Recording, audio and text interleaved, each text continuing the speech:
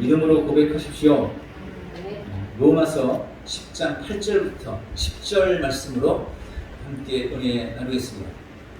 오랜만에 재미있는 유머를 한마디 하고 오랜만에 말씀 나누겠습니다. 어느 주일 예배 후에 목사님이 이제 성도들이 돌아갈 때 뒤에서 인사를 나누고 있었습니다. 근데 너무 가끔, 아주 가끔 나오는 젊은 성도가 나가는 것을 보고 인사를 하면서 앞으로 자주 나오라는 의미로 그렇게 말했답니다. 성도님, 하나님의 좋은 군사가 되어야 합니다. 군인이 너무 가끔만 보이면 안 되겠죠? 그리고 인사를 했습니다. 그랬더니 그 성도님이 목사님을 쳐다보면서 정색하며 그렇게 말하더랍니다. 목사님, 무슨 말씀이세요? 저는 이미 그리스도의 군사입니다. 이렇게 말하는 거예요. 아니 1년에 한 4번 나오는 성도가 너무 당당하게 이렇게 말하는 모습이 어이없기도 하고 또 당황스럽기도 하고 근데 또 한편으로는 대견스럽기도 하고 그래서 그 성도에게 목사님이 물었어요. 아니 무슨 그리스도의 군사가 이렇게 가끔 교회에 나와요? 그랬더니 이 성도가 목사님 귀에다 대고는 그렇게 말하더랍니다. 목사님, 제가 사실은 특수부의 비밀 요원이거든요.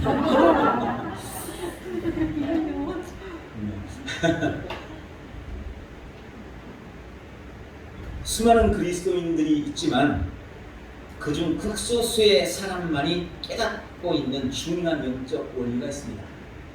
그것은 우리 입술의 고백이 우리의 삶을 지배한다는 것입니다. 물론 우리는 설교를 통해서 그런 말씀을 많이 들었어요.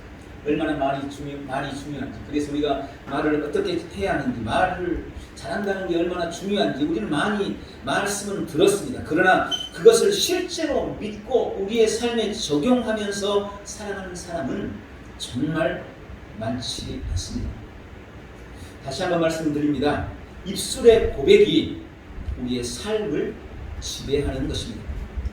우리가 흔히 고백이라고 말하면 대개는 어떤 우리가 가진 죄나 또 우리의 연약함 혹은 어떤 실패에 대한 자백을 떠올리죠. 제가 그냥 이렇게 잘못했습니다. 제가 이렇게 연약합니다. 제가 이렇게 잘못을 저질렀습니다. 이런 걸 우리는 쉽게 고백이라고 떠올립니다. 그러나 그것들도 물론 고백의 한 종류죠. 그러나 그것은 고백의 아주 한 단면일 뿐이고 특히 그 고백은 매우 부정적인 면을 말하는 것입니다. 우리의 신앙에 있어서 매우 중요한 것, 아니 가장 중요한 것이 신앙 고백이라고 할 수가 있습니다.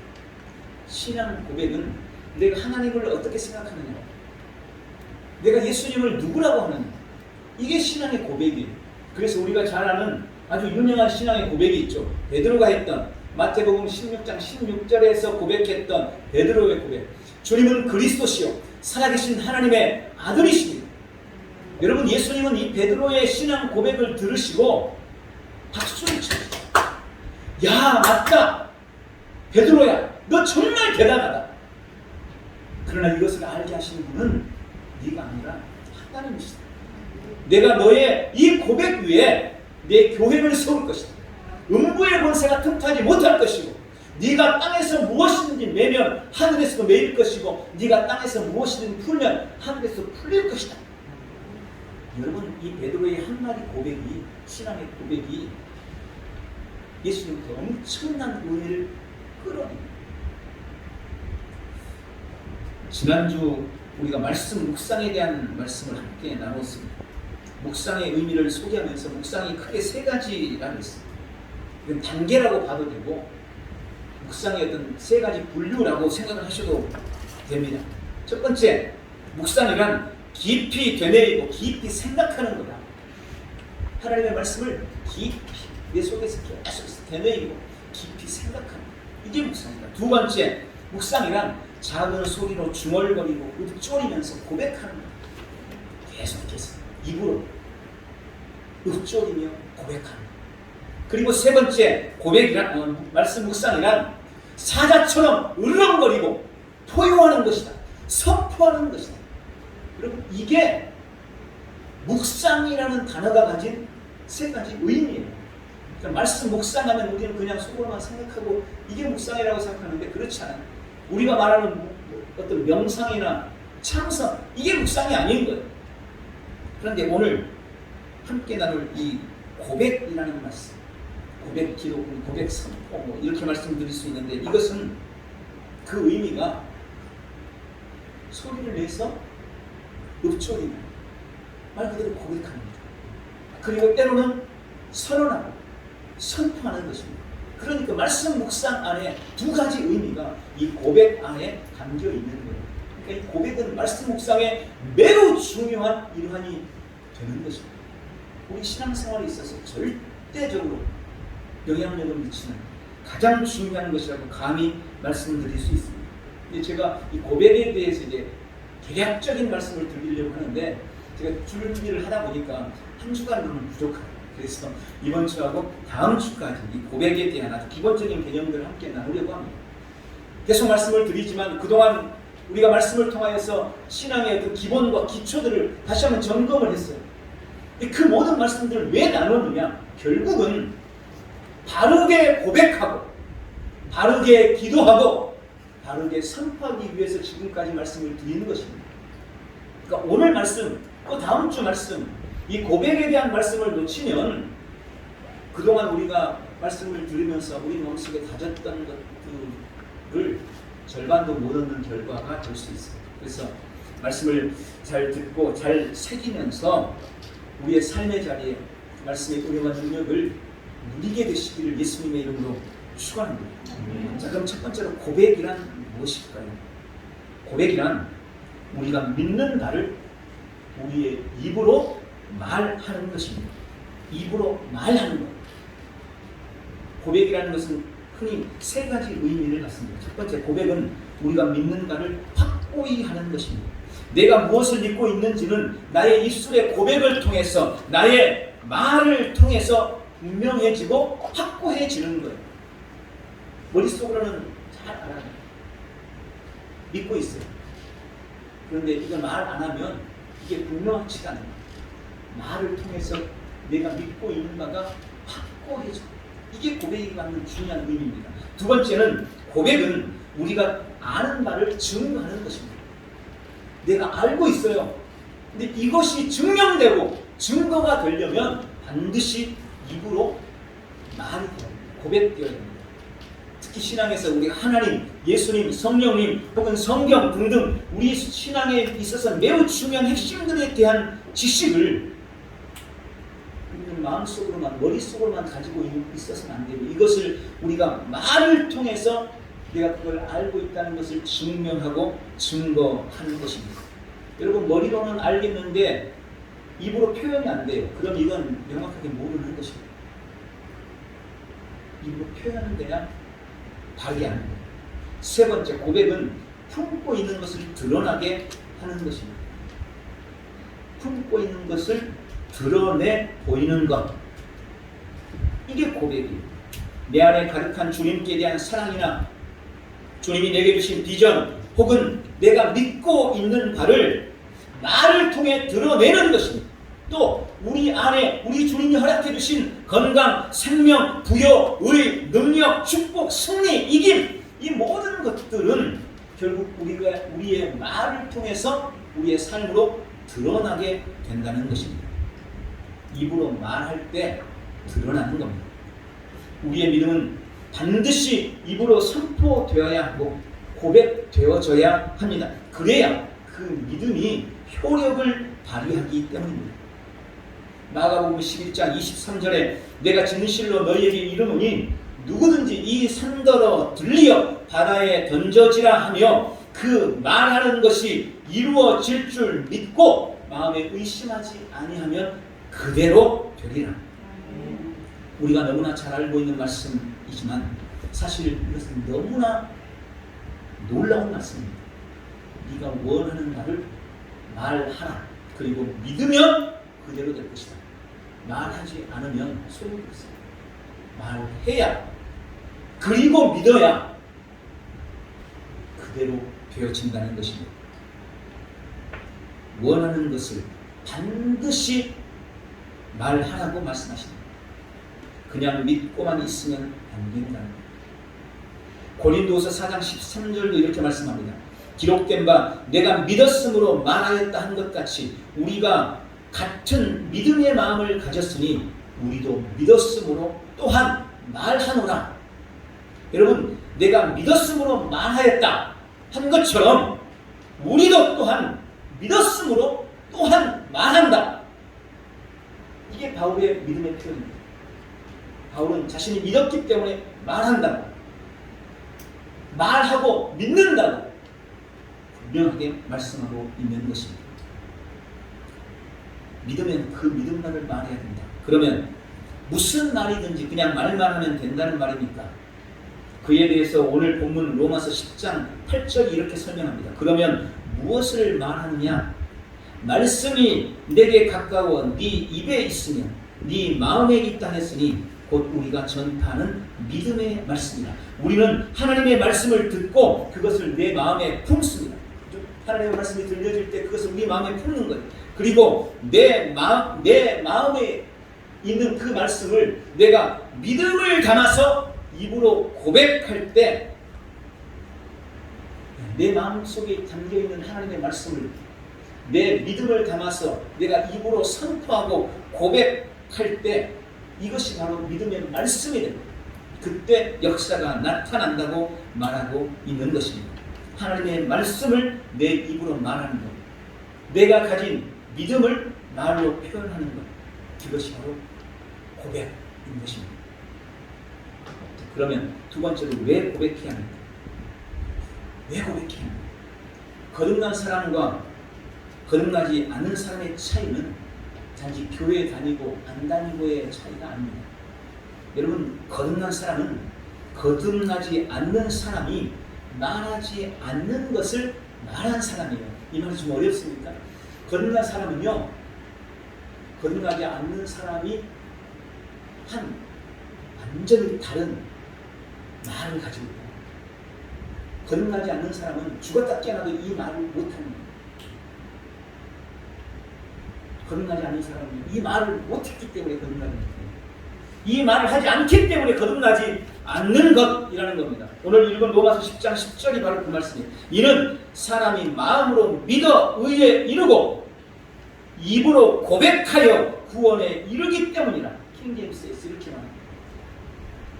사람이 마음으로 믿어 의에 이르고 입으로 고백하여 구원에 이르느니라. 그러니까요, 믿지 않는 사람들은, 거듭나지 못하는 사람들은 이 말을 못하는 거예요. 내가 예수님을 믿습니다. 이 말을 못하는 거예요. 왜 그 말을 못하니? 그 말을 못하는 거예요. 예수님이 나의 주님이십니다. 예수님이 나의 하나님이십니다. 나는 그분을 믿습니다. 이 말을 못하는 거예요. 거듭난 사람은 그 말을 합니다. 거듭난 사람은 마음으로 믿을 뿐 아니라 입으로 예수님의 주 되심을 고백하는 사람들, 바로 그 사람들이 거듭난 사람이에요. 그 고백이 우리를 구원에 이르게 한 것입니다.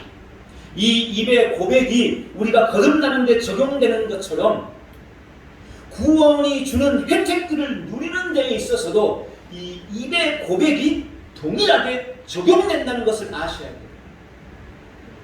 내가 입의 고백으로 구원받는 것처럼 내가 받은 구원을 누리는 것 역시 입의 고백을 통해서 누리게 된다, 이 말입니다.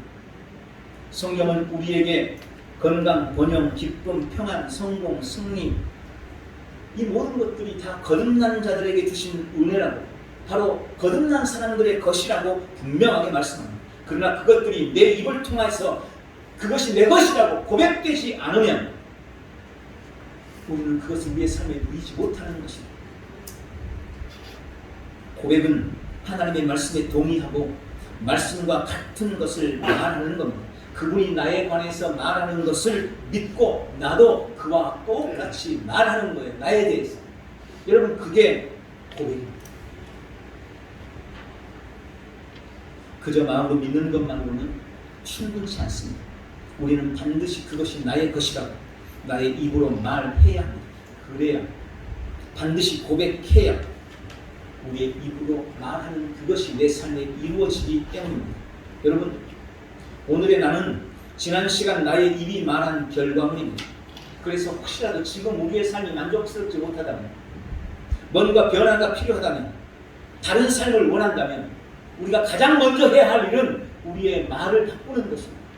왜냐하면 그동안 그렇게 말해왔기 때문에 지금 이런 거예요. 그러니 지금이 뭔가 달라지기를 바란다면 말을 바꿔야 됩니다. 말을 바꾸지 않은 채 어떤 노력도 환경과 상황을 바꿀 수 없다는 것을 아시기 바랍니다. 시편 103편 5절 좋아하는 말씀 중에 한 가지입니다. 좋은 것으로 네 소원을 만족하게 하사 네 청춘을 독수리같이 새롭게 하시는구나. 여기 좋은 것으로 네 소원을 만족하게 하사 라고 멋있게 표현했지만 이것을 원어로 표현하면 이거예요. 좋은 것들로 네 입을 흡족하게 할 것이다. 좋은 것들로 네 입을 흡족하게 한다. 이 말은 그냥 뭐 맛있는 거 먹여가지고 입이 즐겁게 한다는 의미가 아니고 네가 말하는 것이 이루어지게 한다는 겁니다. 이게 주님 우리에게 약속하신 거예요. 우리가 말하는 것이 이루어지게 하는 거예요. 마음으로 품고 있는 것이 이루어지게 한다는 것이 아니고 말하는 것이 이루어지게 한다.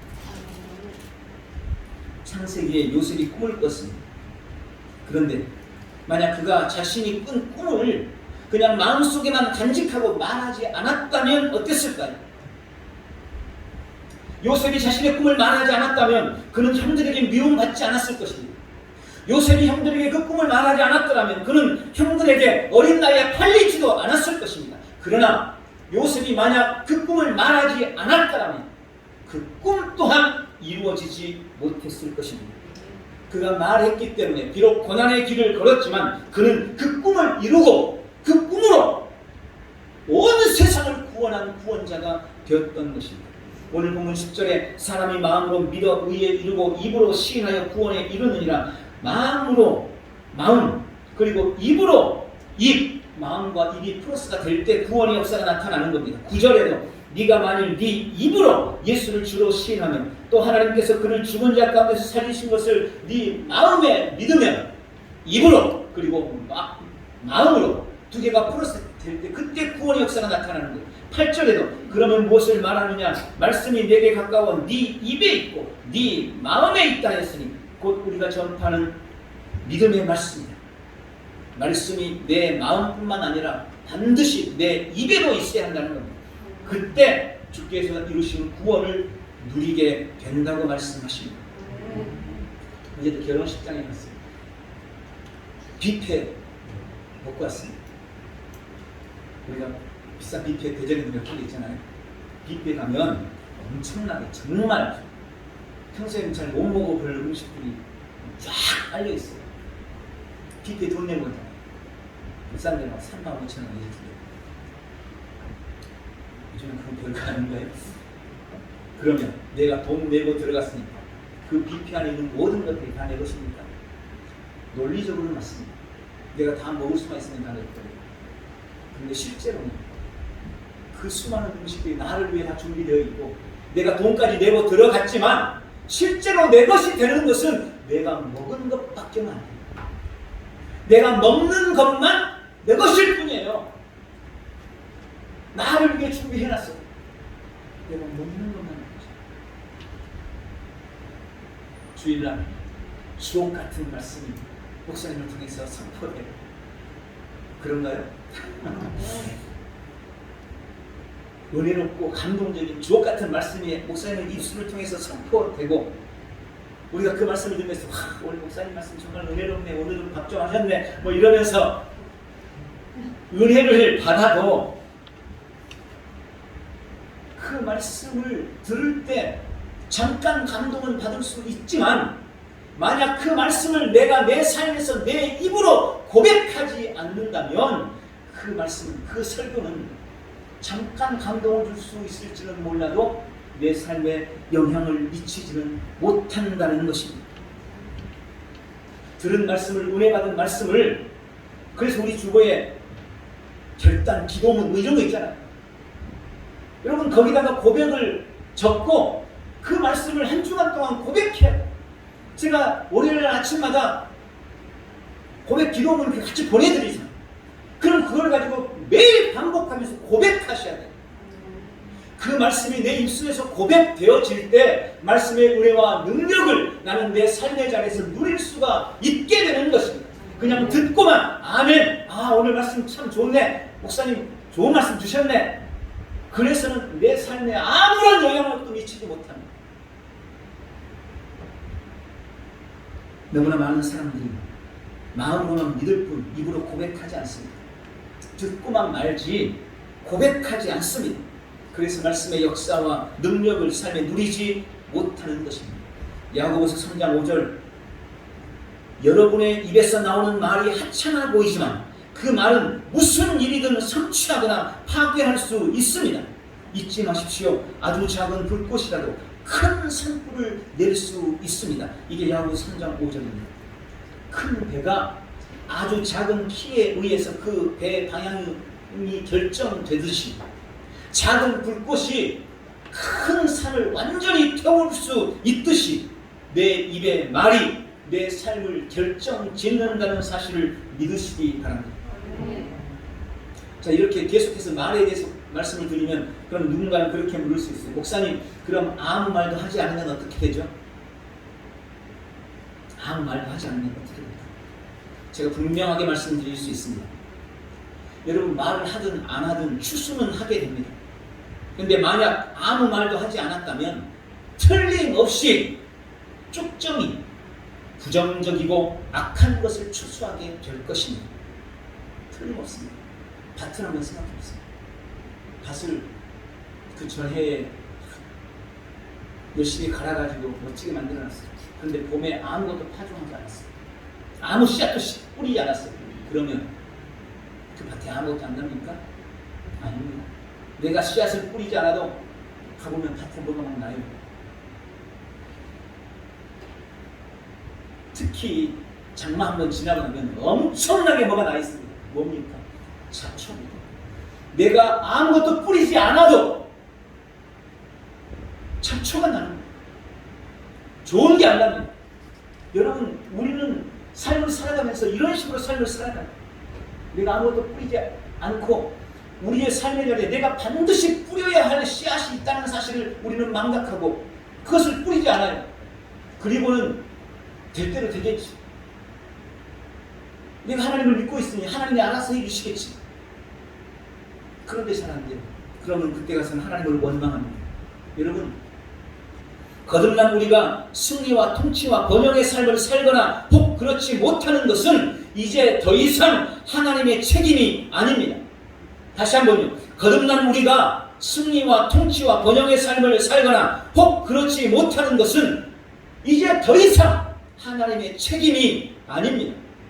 왜요? 하나님은 이미 예수 그리스도를 통해 우리가 탁월한 삶을 살도록 필요한 모든 것들을 주셨습니다.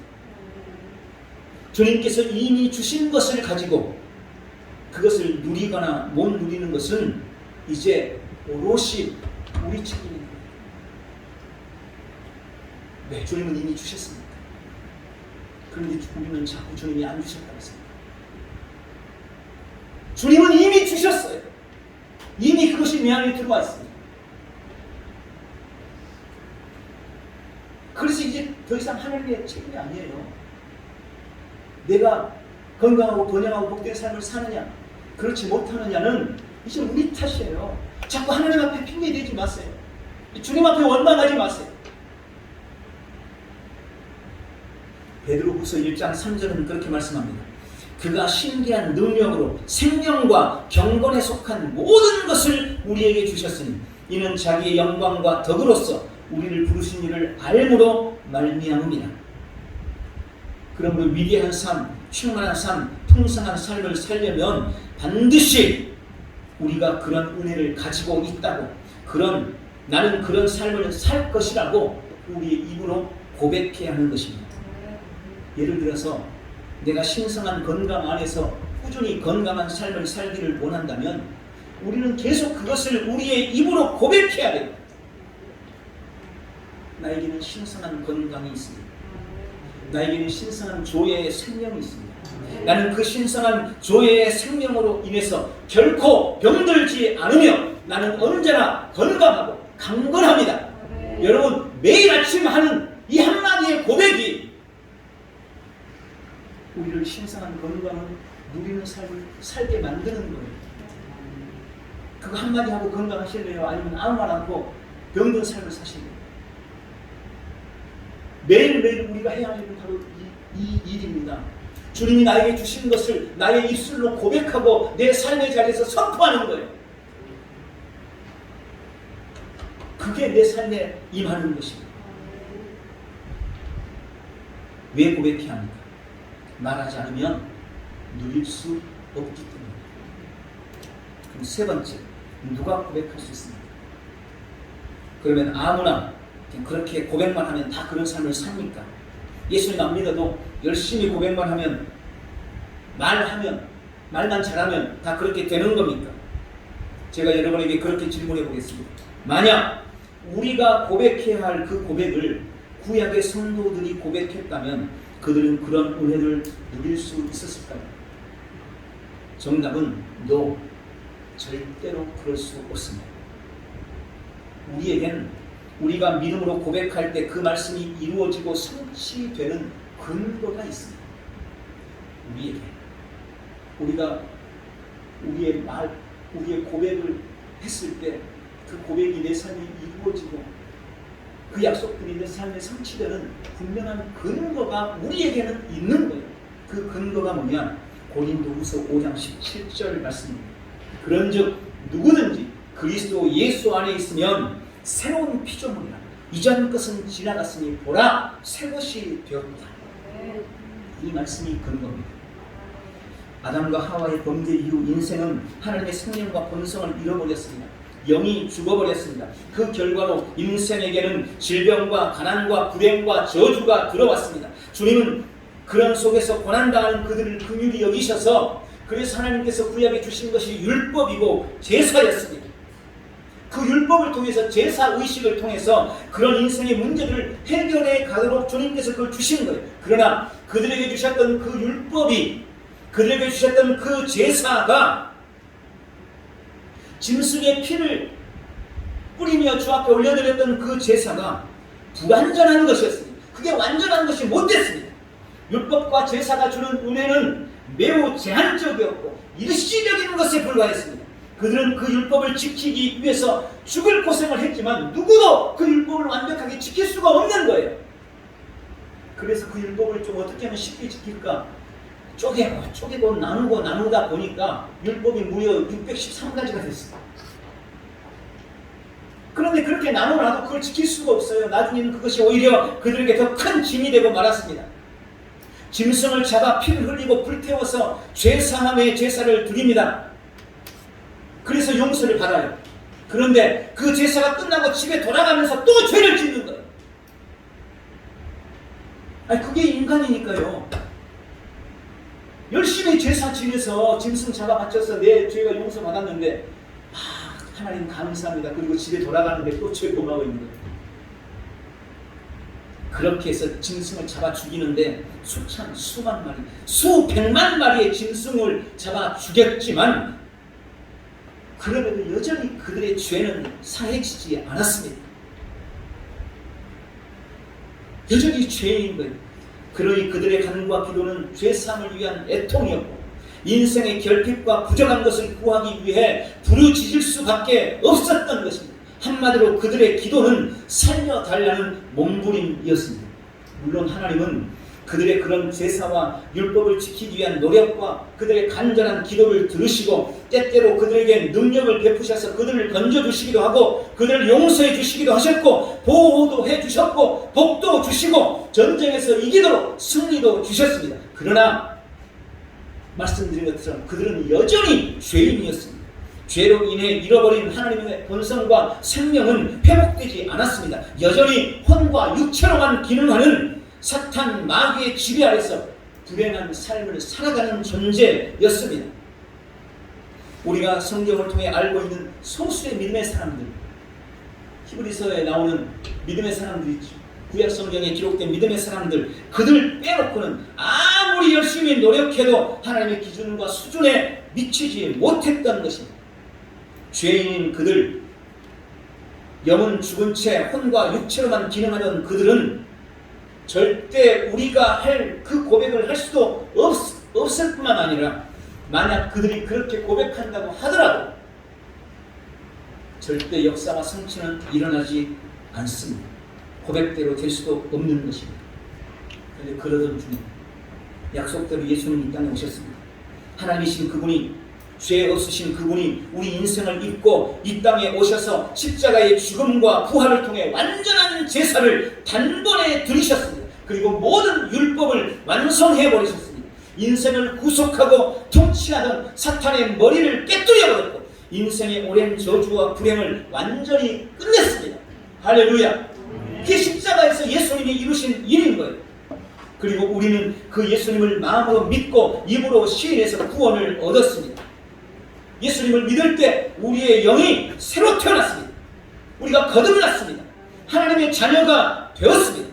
아담과 하와의 범죄로 잃어버렸던 하나님이 원래 인간에게 주셨던 하나님의 본성과 생명이 그때 회복되었습니다. 모든 죄가 완전히 제거되었고 누구도 정죄할 수 없는 의인이 되었습니다. 내 몸은 하나님이 거하시는 거룩한 성전이 되었고 나는 세상을 이기는 자가 되었습니다. 하나님의 상속자가 돼서 하늘의 유업을 얻게 되었습니다. 처음 하나님께서 인간을 만드셨을 때와 똑같은 새로운 피조물이 된 겁니다. 여러분, 그게 납니다. 그게 여러분입니다. 그게 예수 믿고 거듭난 우리입니다. 그래서 우리가 고백할 때 역사가 나타나는 겁니다. 기억해 보십시오. 아담이 범죄하기 전에 아담은 하나님이 만드신 모든 창조 세계에 이름을 붙였습니다. 아담이 그것들을 향해 부르는 이름이 곧 그것들이 됐어요. 그것의 이름이 된 겁니다. 이 말을 조금 다르게 해석해 보면 아담이 말하면 말하는 대로 되었다는 것입니다. 아담은 그런 능력을 소유했어요. 그게 범죄하기 전에 인간의 모습입니다. 누가 고백할 수 있습니까? 누가 고백하는 대로 되는 은혜를 누립니까? 그리스도 예수 안에서 새롭게 된 피조물, 하나님의 생명과 본성이 회복된 사람, 다시 태어나 통치하고 다스리는 영을 가진 사람, 그 사람만이 고백할 수 있고 그 고백만이 효력과 능력을 발휘하는 것입니다. 그 사람이 고백할 때만이 이루어지는 것입니다. 새로운 피조물만이 고백할 수 있고 그 은혜를 누리는 것입니다. 마지막으로 어떻게 고백대로 됩니까? 고백대로 되는 이유는 도대체 뭡니까? 그럼 짧게 말씀을 드리겠습니다. 첫 번째, 하나님이 약속하셨기 때문입니다. 하나님은 이미 신구약 성경을 통해 우리가 말한 대로 될 것이라고 수없이 약속하셨습니다. 우리가 말한 대로, 고백한 대로 이루어지는 것은 분명한 하나님의 약속입니다. 하나님은 인생이 아니셔서 시원치 않으시고 인자가 아니시니 후회가 없으시도다. 어찌 그 말씀하신 말을 준행치 아니하시랴. 여러분, 하나님은 인생이 아니시고 하신 약속을 지키십니다. 그분이 약속하신 거예요. 네가 말한 대로, 네가 고백한 대로 되게 될 것이다. 두 번째, 어떻게 고백대로 됩니까? 내가 이미 내 안에 가지고 있기 때문에 고백대로 되는 것입니다. 우리가 고백하여 얻기를 원하는 그 모든 은혜와 축복들은 이미 우리 안에 들어와 있습니다. 이걸 믿으시기 바랍니다. 이미 다 주 안에 있습니다. 그리고 그 주님이 내 안에 계십니다. 그리스도 예수 안에는 지혜와 지식의 모든 보화가 감추어져 있는 그 예수님이 지금 내 안에 계세요. 내 안에 있어요. 나에게 다 이루어졌어요. 내 영 안에 다 들어와 있어요. 그래서 내가 말하면 내 안에 있는 것이기 때문에 이루어지는 겁니다. 내 안에 들어와 있기 때문에 이루어지는 거예요. 없는 것이 생기는 게 아니에요. 이미 내 안에 있는 거예요. 그것을 나는 내 입의 고백을 통해서 내 삶에 누려나가는 것입니다. 세 번째, 그런 권세, 즉 정복하고 다스리고 통치하는 권세를 이제 우리가 가졌기 때문입니다. 새로운 피조물인 우리는 아담이 가졌던 정복하고 다스리고 통치하는 영과 생명을 동일하게 가지고 있습니다. 아담에게 처음 하나님께서 부어주셨던 그 르하의 생명, 통치하고 정복하고 다스리는 그 영, 내가 거듭날 때, 내가 예수님을 믿을 때 그게 내 안에 들어온 거예요. 나는 아담이 가졌던 그 생명을 동일하게 가졌습니다. 거듭날 때 그 권세를 얻었습니다. 우리 안에 계신 분은 세상을 이겼고 우리는 정복자보다 큰 자입니다. 우리는 왕의 권세를 가졌습니다. 왕의 말은 위엄이 있습니다. 반드시 이루어져야 합니다. 반드시 이루어질 수밖에 없는 것입니다. 그러므로 우리가 한 말은 반드시 고백대로 말대로 되는 것입니다. 이 놀라운 은혜를 우리의 온 삶에 누려가시기 바랍니다. 이것이 고백이 가진 놀라운 비밀입니다. 오늘 말씀을 맺습니다. 우리가 예수 그리스도를 믿음으로 말미암아 얻은 구원과 온갖 은혜들은 우리가 마음으로 믿고 입으로 고백할 때 그 입의 고백을 통하여 우리의 삶에 누려지는 것입니다.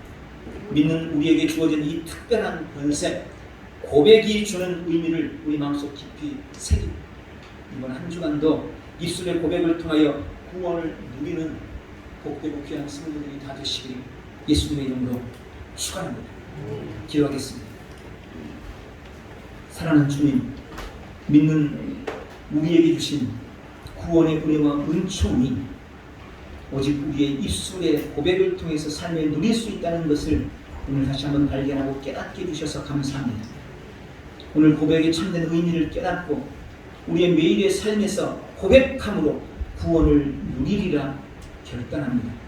성령 하나님, 이 시간 오셔서 우리의 결단과 결심에 인을 쳐 주옵소서. 주님이 행하신 놀라운 일을, 내 삶에 허락하신 놀라운 구원의 은혜들을 날마다 우리 입술의 고백을 통하여서 삶의 자리에 누려나가는 복되고 귀한 성도들 다 되게 축복해 주시옵소서. 예수님의 이름으로 기도하옵나이다.